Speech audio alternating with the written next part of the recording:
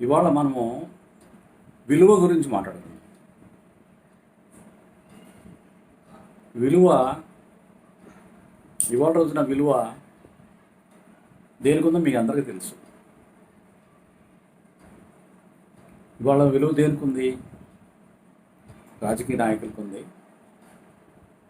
Cricket ఆటగాళ్ళకు ఉంది, cinema హీరోలకు ఉంది, అలాగే బంగారానికి ఉంది, వజ్రాలకు ఉంది, భూములు ఉన్న వాళ్ళకి ఉంది. ఇది విలువ, ఇవాళ నడుస్తున్నటువంటి విలువ. సరే, అసలు విలువ చరిత్రలోకి వెళ్దాం. మనిషి మొదటగా ఈ భూమి మీదకి వచ్చిన తర్వాత అతనికి ప్రధానమైనటువంటి సమస్య ఆహారం. ఆహారం సంపాదించుకోవడం కోసం చాలా కృషి చేసేవాడు. చాలా అదే అతనికి ప్రధానమైనటువంటి కర్తవ్యం. అదేవిధంగా భయంకరమైనటువంటి జంతువుల నుంచి రక్షణ కల్పించుకోవడం. ఇవి అలాగే మిగిలినటువంటి మానవ సమూహాల నుంచి వీళ్ళ మీద దాడి చేయకుండా రక్షణ కల్పించుకోవడం, ఇలాంటివి ఉండేవి. బట్ ఏది ఏమైనా బ్రతకడానికి ఆహారం కావాలి కాబట్టి ఆహారాన్ని పోగు చేసుకోవడం అనేది ప్రధానమైనటువంటి సమస్య. అప్పుడు విలువ ఆహారందే. ఆహారాన్ని అందరూ పంచుకొని తినేవాళ్ళు. ఏదైనా ఒక జంతువుని చంపి ఆ జంతువు తాలూకు మాంసాన్ని అందరూ పంచుకొని తినేవాళ్ళు. ఇది ఏ దేశంలోనైనా ఇదే జరుగుతుంది. అమెరికాలో అయినా ఇదే జరుగుతుంది, ఇండియాలో అయినా అదే జరుగుతుంది, చైనాలోనైనా అదే జరుగుతుంది, ఆఫ్రికాలో అయినా అదే జరుగుతుంది. ఎందుకంటే ఒక్కలాగా ఏది సాధించలేదు. అసలు మానవుడు మనుగడ సాగించాలంటే మానవ సమూహం కావాలి. మానవుడు ఒక్కడో బ్రతకలేడు, మనుగడ కొనసాగించలేడు. కాబట్టి మానవ సమాజం కావాలి. సో ఆ మానవ సమాజం ఏం చేసేదంటే ఆహారాన్ని సంపాదించుకొని ఆహారాన్ని అందరూ పంచుకొని తినేవాళ్ళు. అది ఆదిమ సమాజం. ఇంకా తర్వాత కాలంలో పశువుల్ని పెంచుకోవడం నేర్చుకున్న తర్వాత పశువులకు విలువ వచ్చింది. ఎవరికైతే పశువులు ఉంటాయో వాళ్ళు విలువైన వాళ్ళు. ఆ పశువుల కోసం కొట్టుకునేవాళ్ళు. ఎవరికి ఎక్కువ పశువులు ఉంటే వాడికి ఎక్కువ విలువ. అందుకని పశువులు దొంగలు ఉండేవాళ్ళు, దొంగలించుకుని పోయేవాళ్ళు పశువుల్ని. మనకి మహాభారతంలో ఉత్తర గోగ్రహణం, దక్షిణ గోగ్రహణం అని రెండు కథలు ఉంటాయి. అవి ఏంటి? పశువుల్ని కాపాడుకోవడం కోసం చేసినటువంటి యుద్ధాలంటే మనకి కవులు బ్రహ్మాండంగా మనకి రసవత్రంగా తయారు చేస్తారు. దాన్ని సినిమాల్లో ఇంకా మరింత రసవత్రంగా తయారు చేస్తారు. ఇంతకీ ఏంటంటే ఆ పశువులను ఎవడో తోలుకెళ్ళిపోకుండా కాపాడుకోవడం కోసం జరిగిన కొట్లాటలు. అంటే అది సమంజసంగా ఉంటుంది. దానికి అందమైన పేరు పెట్టారు, ఉత్తర గోగ్రహణం, దక్షిణ గోగ్రహణం. అర్జునుడు వెళ్ళి వాటిని కాపాడడం, అది బ్రహ్మాండమైన సినిమాగా తీశారు. బట్ అక్కడ పాయింట్ ఏంటంటే పశువులు అనేవి వాటికి చాలా విలువ ఉండేది. ఎందుకంటే అప్పట్లో సంపద అదే, సంపద పశువులే. అప్పటికి ఇంకా వ్యవసాయం బాగా అభివృద్ధి చెందలేదు. తర్వాత వ్యవసాయం అభివృద్ధి చెందినప్పుడు పశువులకి భూమికి విలువ వచ్చింది. ఎందుకంటే భూమి దున్నాలంటే పశువులు కావాలి కదా. కాబట్టి భూమికి విలువ వచ్చింది, భూమితో పాటు పశువులకు కూడా విలువ వచ్చింది.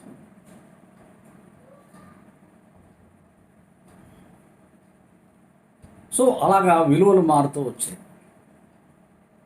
అప్పుడు రాజు ఉండేవాడు. రాజు దైవాంశ సంభూతుడు. రాజుగారు ఏమి చెప్తే అదే దేవుడు చెప్పినట్టుగా లెక్క. రాజుగారే శిక్షలు వేసేవాడు, రాజుగారే పరిపాలన చేసేవాడు, అన్నీ రాజే. కానీ ఇప్పుడేంటి, మన ప్రజాస్వామ్యాన్ని మనం ఏర్పాటు చేసుకున్న తర్వాత ఈ రాజులు మారిపోతూ ఉంటారు, వంశపారంపర్యం కాదు. తర్వాత ఒక చట్టం చేయాలంటే ఆ చట్టాన్ని ఎవరు చేస్తారు? శాసనసభ, చట్టసభ చేస్తుంది. చట్టాలు చేయడం కోసం మనం సభను ఏర్పాటు చేసుకున్నాం. ఆ చట్ట సభలో సభ్యులుగా ఉండడానికి వాళ్ళని మనం ఎంపిక చేసుకుంటున్నాం, అంటే ఎన్నిక చేసుకుంటున్నాం. ఎన్నిక చేసుకున్న తర్వాత వాళ్ళు వెళ్ళి చట్టసభల్లోకి వెళ్ళి వాళ్ళ చట్టాలు చేస్తారు. అంతేకాని రాజుగారు చట్టం చేసేయడానికి లేదు. ఇప్పుడు రాజులు లేరు, రాజుగారు చేయడానికి చట్టం లేదు, ఏ ఒక్కడు కూడా చట్టం చేయలేడు. మోడీ చట్టం చేయలేడు. లేకపోతే ఇప్పుడు జగన్మోహన్ రెడ్డి చట్టాలు చేయలేడు, కేసీఆర్ చట్టం చేయలేడు. ఎవరు చేస్తారు? చట్టసభ చేయాలి. అయితే ఆ చట్టసభలో ఉన్న వాళ్ళు ఆమోదం తెలుపుతారు కాబట్టి వాళ్ళు ఇష్టానుసారంగా చేశారనుకోండి, అది వేరే విషయం. బట్ ఏది ఏమైనా చట్టసభ మాత్రమే, చట్టసభలో ఉన్న సభ్యులు మాత్రమే చట్టాలు చేయగలరు. ఇది ముఖ్యమైనటువంటి విషయం. ఇంకా వీటికి తర్వాత బంగారం మరి మెటల్స్ అన్నిటికీ విలువ వచ్చింది. ఇనుము లేకుండా అసలు మనిషి జీవించగలదా? మన ఇంట్లో ఉన్న ప్రతి వస్తువులోనూ ఎక్కడో చోట ఇనుము ఉండాల్సిందే.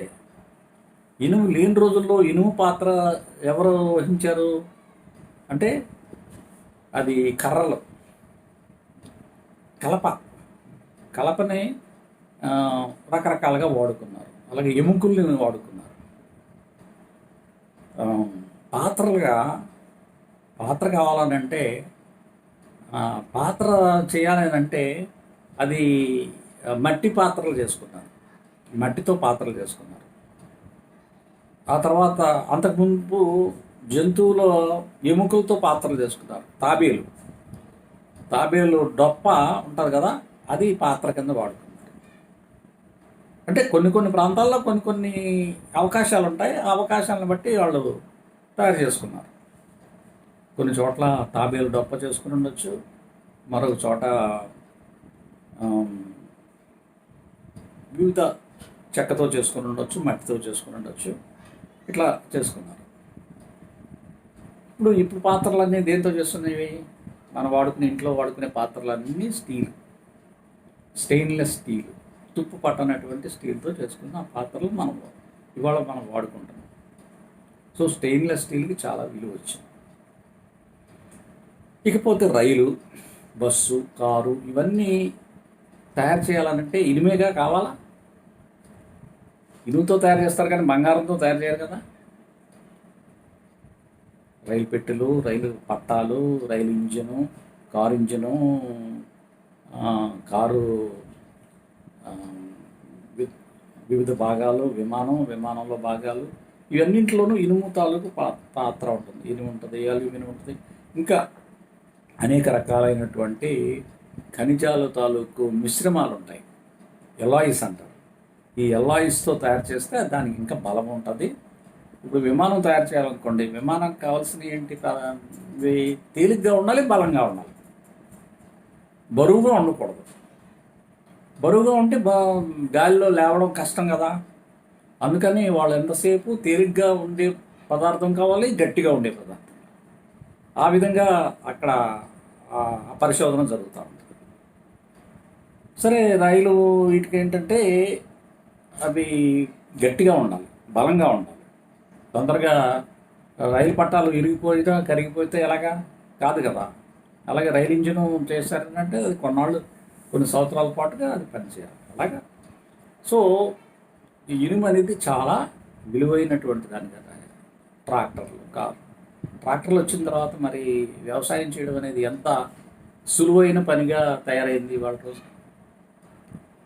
ఆఖరికి నాట్లు వేసే దగ్గర నుంచి, ఎరువులు వేసే దగ్గర నుంచి, మందులు కొట్టే దగ్గర నుంచి, పురుగుల మందులు కొట్టే దగ్గర నుంచి, ఇవన్నింటికి పంట కోయడానికి, పంట నూర్చడానికి, ఇవన్నిటికీ ఇనుముతో తయారు చేసిన యంత్రాలుగా. సో ఇనుము అనే దానికి ఎంతో విలువ వచ్చింది. బొగ్గుకు విలువ వచ్చింది. బొగ్గుతో ఆ, ఆవిరి యంత్రాలు నడిపారు. సో ఇలాగా ఒక్కొక్క దానికి విలువ వస్తాం. ఈ విలువలన్నీ బాగానే ఉన్నాయి. మనిషి ఇంకోటి కనిపెట్టాడు. ఏం కనిపెట్టాడు అని అంటే, పని చేయకుండా డబ్బు సంపాదించడం అలాగని కనిపెట్టాడు. ఇప్పుడు రైలు ఇంజిన్ తయారు చేయాలంటే మనుషులు కష్టపడాలి కదా, విమానం తయారు చేయాలంటే మనుషులు కష్టపడాలి కదా, కారు తయారు చేయాలంటే మనుషులు కష్టపడాలి కదా. అబ్బే ఏమీ చేయకూడదు, ఏమీ చెయ్యొద్దు, ఇంట్లో కూర్చొని మ్యాజిక్లు చేసి డబ్బులు సంపాదించాలి అనేటటువంటి ఆశ పెరిగిపోయి వీళ్ళు ఏం కనిపెట్టారు? వడ్డీ అనేదాన్ని కనిపెట్టారు. వడ్డీ అంటే డబ్బుతో డబ్బుని కొనడం, డబ్బుతో డబ్బుని కొనడం. మరి డబ్బుతో డబ్బుని కొనవచ్చు, బాగానే ఉంది. కానీ రైలుని ఎలా కొంటాం? రైలు తయారు చేసేవాడు ఉండాలి కదా. రైలు తయారు చేయడానికి కావాల్సినటువంటి ఆ ముడి పదార్థాలు ఉండాలి, ఆ పరిశ్రమ ఉండాలి, ఆ పరిశ్రమలో పనిచేసేవాళ్ళు ఉండాలి. కారు తయారు చేయాలంటే కారు తయారు చేసడానికి కావాల్సిన టెక్నాలజీ ఉండాలి, ఆ ముడి పదార్థాలు ఉండాలి, ఫ్యాక్టరీలు ఉండాలి. ఇవన్నీ ఉన్న తర్వాత అది తయారవుతుంది. అబ్బే మాకు ఏమీ వద్దు, మేము డబ్బులు పెట్టుబడి పెడతాము, మాకు డబ్బులు కావాలి. ఇప్పుడు షేర్ మార్కెట్ అని ఒకటి వచ్చింది, మీకు తెలిసే ఉంటుంది కదా. ప్రతిరోజు షేరు, ఆ షేరు నిమిషానికి మారుతూ ఉంటుంది. నా దగ్గర 100 రూపాయలు ఉంది, లేకపోతే 1000 రూపాయలు ఉంది. దాన్ని తీసుకెళ్ళి నేను బీరువాలో పెట్టుకున్నాను, దాచుకున్నాను. ఒక నెల రోజుల తర్వాత తీశాను. ఎంత ఉంటుంది? నేను 1000 రూపాయలు పెడితే 1000 రూపాయలే ఉంటుంది అక్కడ, అంతే కదా. అదేం పిల్లల్ని పెట్టదు కదా. కానీ ఆ 1000 రూపాయలు పుచ్చుకొని మార్కెట్లోకి వెళ్ళాను అనుకోండి, అంతకు మునుపు నేను కొన్న వస్తువులు నాకు ఇవాళ 1000 రూపాయలకి రావు, ధరలు పెరిగిపోతూ ఉంటాయి. ఎందుకు పెరిగిపోతాయి అంటే వడ్డీల వలన. ఈ వడ్డీల వలన అంటే డబ్బులు పెట్టి డబ్బులు సంపాదించడం అనే కాన్సెప్ట్ని క్రియేట్ చేసిన తర్వాత ఈ ధరలు పెరిగిపోవడం అనేది ప్రారంభమైంది. ఇక ధరల ఇప్పుడు నేను ఉద్యోగం చేస్తున్నాను, నాకు సంవత్సరానికి ఒక ఇంక్రిమెంట్ అని ఇస్తారు. ఆ ఇంక్రిమెంట్ 100 రూపాయలు ఉండొచ్చు, 500 ఉండొచ్చు, లేదంటే 1000 ఉండొచ్చు. అది హోదాను బట్టి ఉంటుంది. అంటే సంవత్సరానికి ఒకసారి మాత్రమే నా జీతం పెరుగుతుంది. కానీ మార్కెట్లో వస్తువులు ఎలా పెరుగుతాయి? వంకాయల ధర ఇవాళ ఒక ధర ఉంటుందా, రేపు ఇంకో ధర ఉంటుంది, ఎల్లుండి ఇంకో ధర ఉంటుంది. అలాగే వస్తువుల ధరలు, ప్రతి వస్తువుకి ధర స్థిరంగా ఉండదు, ఇష్టానుసారంగా ఇవి మారుతూ ఉంటాయి. సప్లై డిమాండ్ థియరీ అంటారు. ఆ సప్లై డిమాండ్ థియరీ ప్రకారం అవి మారుతూ ఉంటాయి. ఇకపోతే భూములు చూడండి. ఈ భూములు ఎక్కడి నుంచి వచ్చినాయి వీడికి? అసలు ఎవరైనా సృష్టించాడా? భూములు ఎవరన్నా సృష్టించారా? ఏ మానవుడైనా భూమిని సృష్టించగలడా? ఏ మానవుడు భూమిని సృష్టించలేడు కదా. సహజ సంపద అది. సహజ సంపదలే అంటారు, దాన్నే అంటారు. ఏంటి? భూమి, గాలి, నీరు, ఆకాశం, ఇవన్నీ సహజంగా ఉన్నాయి. ఈ ఉన్నటువంటి వాటిని కొంతమంది సొంతం చేసుకొని దాని మీద వ్యాపారం చేసి బ్రతుకు తెరువు సంపాదించుకుంటే సంతోషం. అందరూ బ్రతకాలి, అందరూ గౌరవంగానే బ్రతకాలి, సౌకర్యంగానే బ్రతకాలి. కానీ అలా కాదు కదా. వీళ్ళకి సంపద వేల కోట్లు, లక్షల కోట్లు కావాలి. అది ఆడికి కాని దాని మీద పెత్తనం కావాలి.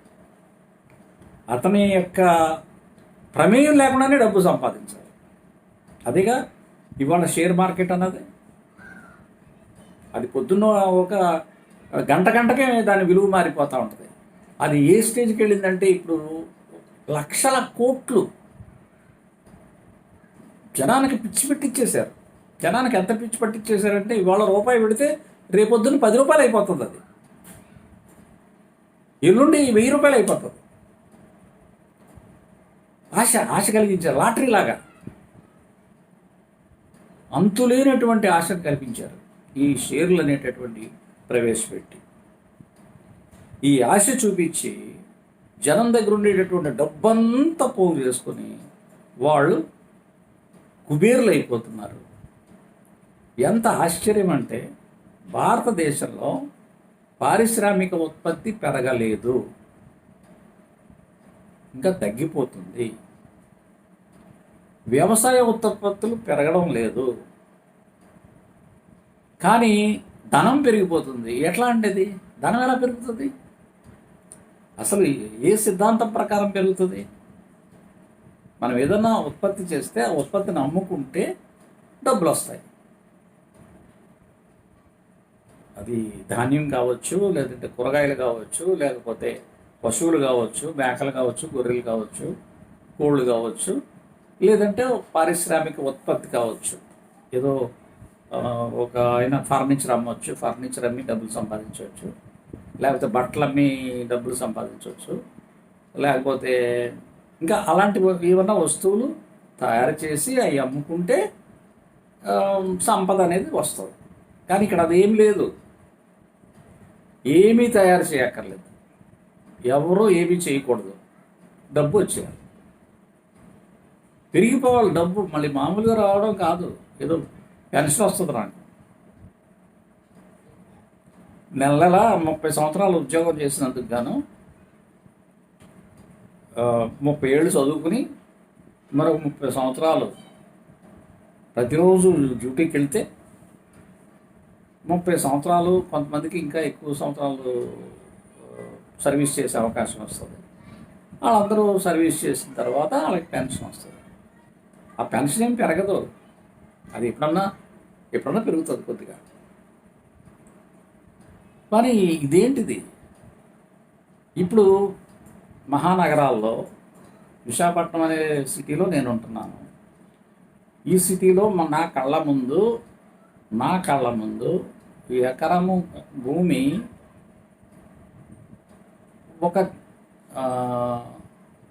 ఒక పబ్లిక్ సెక్టర్ కంపెనీలో కళాసి ఉద్యోగం ఇస్తే ఎకరం భూమి రాసిస్తాను అని రాసిచ్చిన వాళ్ళు కూడా ఉన్నారు. కళాసి ఉద్యోగానికి ఎకరం భూమి. ఇవాళ అదే భూమి ఇవాళ దాని విలువ ఎంతో తెలుసా? అది 1 కోటి ఉండొచ్చు, 10 కోట్లు ఉండొచ్చు, 100 కోట్లు కూడా ఉండొచ్చు. కానీ వీడి జీతం, కళాశికి ఉద్యోగానికి జాయిన్ అయ్యాడు కదా, వాడి జీతం ఏమైనా పెరుగుతుందా? పెరుగుతుంది. సంవత్సరానికి ఒక 100 రూపాయల చొప్పున పెరుగుతుంది. అప్పుడప్పుడు వేజ్ రివిజన్ అని చేస్తారు. ఆ వేజ్ రివిజన్ చేసినప్పుడు కొంచెం పెరగచ్చు. ఎంత పెరిగినా ఏది పెరిగినా ఇవాళ పెద్ద ఉద్యోగం ప్రభుత్వంలో చేసిన, కలెక్టర్ ఉద్యోగం చేసిన, జడ్జి ఉద్యోగం చేసిన, మినిస్టర్ ఉద్యోగం చేసిన వాళ్ళకి వచ్చే జీతము అది లిమిటెడ్గానే ఉంటుంది, అనంతంగా ఉండదు. కానీ ఈ షేర్ మార్కెట్లు అనేవి మాత్రం ఇక దానికి అర్థం లేదు, పర్థం లేదు. ఎందుకు పెరుగుతుందంటే అది పెరుగుతుంది అంతే. ఆశ, జనాలకు ఆశ. అందులో పలానా దాంట్లో అదానీ గ్రూప్లో పెడితే డబ్బులు వచ్చేస్తాయంట, పెరిగిపోతున్నాయి, అందులో డబ్బులు పెట్టేస్తాయి. ఈ విధంగా దోచేస్తున్నారు. చివరగా ఏమైంది? మనిషికి విలువ పోయింది. ఇవన్నిటినీ ఇప్పుడు నగరాలను నిర్మించింది మనుషులే కదా, కారులు నిర్మించింది మనుషులే కదా, విమానాలను తయారు చేసింది మనుషులే కదా, రైళ్లు తయారు చేసింది మనుషులే కదా, పంట పండించేది మనుషులే కదా, పశువుల్ని మేపి వాటిని పాలు తీసేది మనుషులే కదా. ఈ మనుషులకు మాత్రం విలువ లేకుండా చేశారు. అది ఈ మోడర్న్ సొసైటీ, ఈ వడ్డీ వ్యాపారాలు, ఇవి చివరగా చేసినటువంటి పని ఏంటంటే మనిషికి విలువ లేదు, డబ్బుకు మాత్రమే విలువను కల్పించారు. ఇది దుర్మార్గమైనటువంటి వ్యవస్థ. దేనికి విలువ ఉండాలి? మనిషికి విలువ ఉండాలి. మనిషి జయించాలి. ధనం జయిస్తుంది. ఇప్పుడు ఎలక్షన్ అంటే డబ్బులు కుమ్మరిస్తున్నారు. ఎందుకు కుమ్మరిస్తున్నారు? ఇంకా ఎక్కువ డబ్బు సంపాదించేద్దామని చెప్పేసి. ఏం చేసి సంపాదిద్దాం అనుకుంటున్నాడు? ఏమి చేయకుండా సంపాదిద్దాం, అధికారాన్ని అడ్డు పెట్టుకుని డబ్బు సంపాదిద్దామని తప్ప కోట్ల రూపాయలు ఎందుకు ఖర్చు పెడుతున్నాడు? కోట్లు అంటే మామూలుగా 1 కోటి 2 కోట్లు కాదు, 100 కోట్లు ఖర్చు పెడుతున్నారు. మొన్న ఎలక్షన్లకి 4,000 కోట్లు ఒక్కో పార్టీ వాళ్ళు 4,000 కోట్లు పార్టీ వైపు నుంచి ఖర్చు పెట్టారంట మన స్టేట్లో. మరి వ్యక్తులుగా, క్యాండిడేట్లుగా వాళ్ళు ఇంకా ఖర్చు పెడతారు కదా, అది పార్టీ ఖర్చు పెట్టిన డబ్బు అది. మరి పార్టీలో నిలబడ్డటువంటి క్యాండిడేట్లు కూడా ఖర్చు పెడతారు కదా. ఎంత డబ్బుని ఖర్చు పెడుతున్నారంటే ఎందుకు ఖర్చు పెడుతున్నారు? ఇది అప్పనంగా డబ్బు సంపాదించాలనేటటువంటి ఆశ, దురాశ, మామూలు ఆశ కాదు, దుర్మార్గమైనటువంటి ఆశ. ఈ ఆశ పెట్టుకొని ఈ విధంగా సమాజాన్ని నాశనం చేసి పారేశారు. ఇక ప్రజలకు కూడా అసలు ఎలా ఉండేవాళ్ళు అంటే, ప్రజలు ఒక పార్టీ అంటే కాంగ్రెస్ పార్టీ అంటే కాంగ్రెస్ పార్టీయే, అక్కడ క్యాండిడేట్ ఎవడనేది ఇంపార్టెంట్ కాదు. నేను కాంగ్రెస్ వాదిని, నేను కాంగ్రెస్ పార్టీకే ఓటేస్తాను, లేదంటే నేను కమ్యూనిస్ట్ పార్టీకే ఓటేస్తాను అనే ప్రజలకి ఓట్లు అనేటటువంటి డబ్బు అనేటటువంటిది అలవాటు చేసి, వాళ్ళు అడగలేదు, వీడే పోయి ఇచ్చి, వాళ్ళు ఏం డబ్బు అడగలే, అలవాటు చేశారు. అలవాటు అంటే ఏంటి?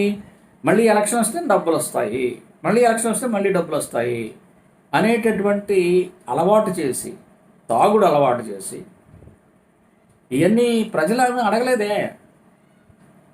ప్రజలు తాగడానికి మందు పోయిండి అని అడగలా. వాళ్ళని మభ్యపెట్టి మోసం చేసి వాళ్ళ ఓట్లు కాజేయడం కోసం వీళ్ళు ఇవన్నీ సృష్టిస్తారు. సో చివరిగా ఏంటి లేదా? మనుషులు ఓడిపోవాలి, డబ్బు గెలవాలి. ఇదా మనం కోరుకున్నది? ఇదా మనకు కావాల్సిన వ్యవస్థ? కాదు. మనిషి గెలవాలి, మనిషి గెలిచే సమాజం కావాలి మనకి. ఎందుకంటే ఈ సర్వ సృష్టిని తన అదుపులోకి తెచ్చుకొని అనుకూలంగా మార్చుకున్నటువంటి వాళ్ళు ఒక మనిషి కాదు, మానవ సమూహం, సమాజం. సో ఈ సంపద అంతా ఏ వ్యక్తికి కూడా చెందదు. సంపద సమాజానికి చెందుతుంది, సమాజానికి చెందుతుంది, ప్రజలకు చెందుతుంది. సమాజం అంటే ప్రజలకు చెందుతుంది. కానీ దుర్మార్గంగా ఇవాళ ఎవరికి చెందుతుందో నేను ప్రత్యేకంగా చెప్పాల్సిన అవసరం లేదు. కానీ ఒకటి మాత్రం ఖచ్చితంగా, మనుషులు ఓడిపోయారు, డబ్బుని గెలిపించారు. మనుషులను ఓడిస్తున్నారు. ప్రతిరోజు ప్రతి క్షణము మనుషులను ఓడిస్తున్నారు, డబ్బుని గెలిపిస్తున్నారు.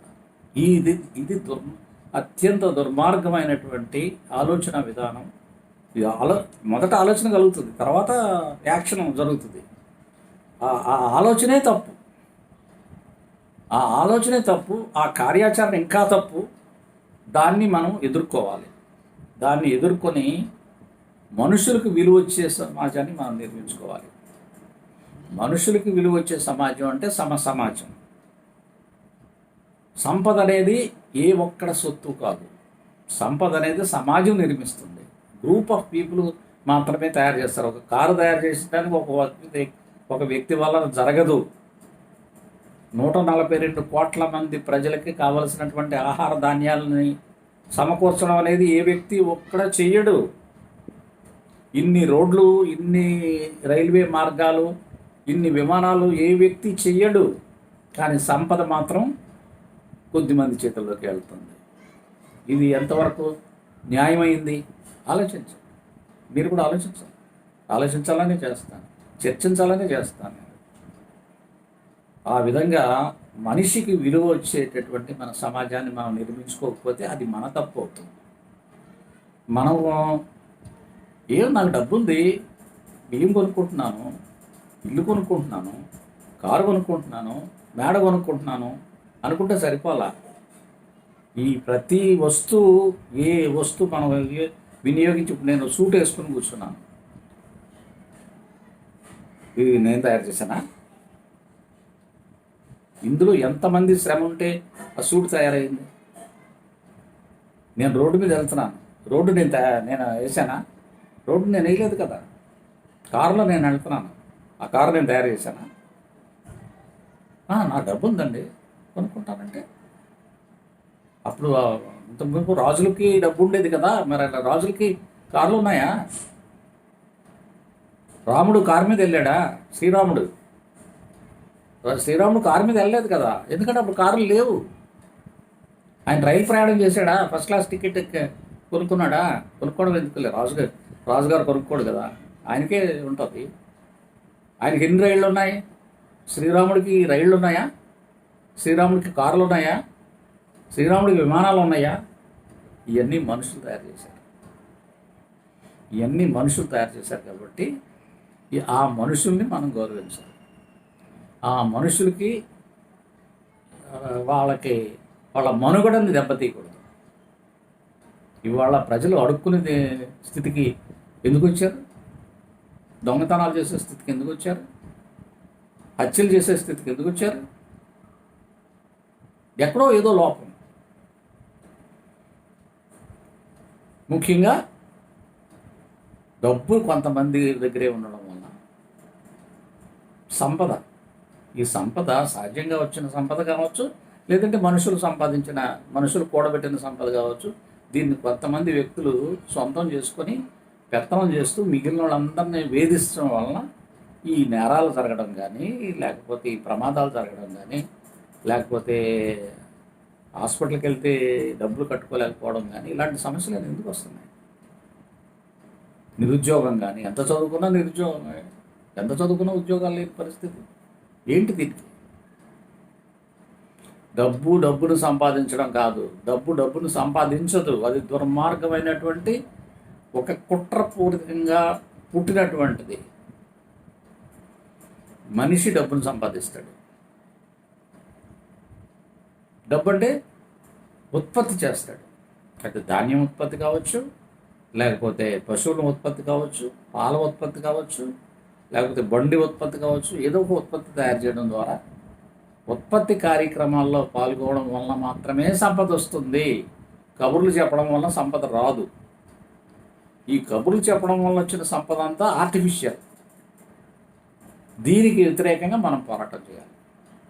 ఆలోచించండి, చర్చించండి, తప్పులుంటే చెప్పండి. మీరు చెప్పింది తప్పండి, ఇది కరెక్ట్ కాదు, ఇది కరెక్టు అని ప్రత్యామ్నాయం ఉంటే చెప్పండి. ఆలోచిస్తారని ఈ సంపద ప్రజలకి అంటే సమాజానికి చెందడంలో మీరు కూడా పాత్రదారులు అవుతారని ఆశిస్తూ ఈ వీడియో చేశాను. ధన్యవాదాలు.